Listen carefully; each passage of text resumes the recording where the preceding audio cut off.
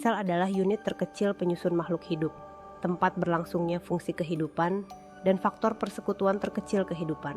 Sel tersusun dari berbagai organel dan makromolekul. Sel mampu melakukan semua aktivitas kehidupan dan sebagian besar reaksi kimia untuk mempertahankan kehidupan. Sel dikelilingi oleh membran sel yang menjadi batasan antara bagian luar dan dalam sel. Sel tersusun dari berbagai organel dan makromolekul seperti inti, nukleus, mitokondria, retikulum endoplasma, lisosom, dan lain-lain.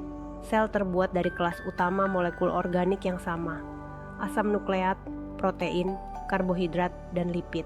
Penemuan sel pertama kali ditemukan oleh seorang ilmuwan Inggris bernama Robert Hooke pada tahun 1905. Hooke mengamati sayatan gabus dari batang tumbuhan yang sudah mati menggunakan mikroskop sederhana.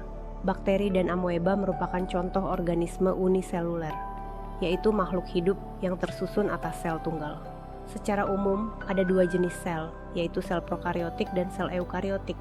Perbedaan keduanya cukup signifikan dalam struktur dan fungsi. Ciri-ciri sel prokariotik: tidak memiliki membran inti materi genetik, belum terpisah. Antara lain bakteri, Archaebacteria, Eubacteria, Cyanobacteria, dan ganggang ukuran sel berkisar antara 1-10 mikron. Uniselular yang membentuk koloni filamen bentuk sel, terdiri dari bulat, batang, dan datar reproduksi.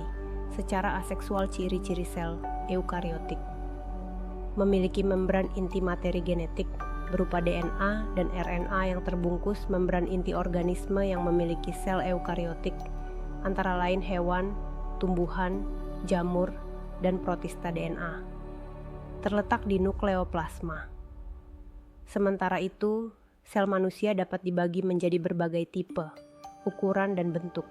Di antaranya sel punca, sel tulang, sel darah, sel otot, sel lemak, sel kulit, sel saraf, sel epitel, sel kelamin, sel kanker,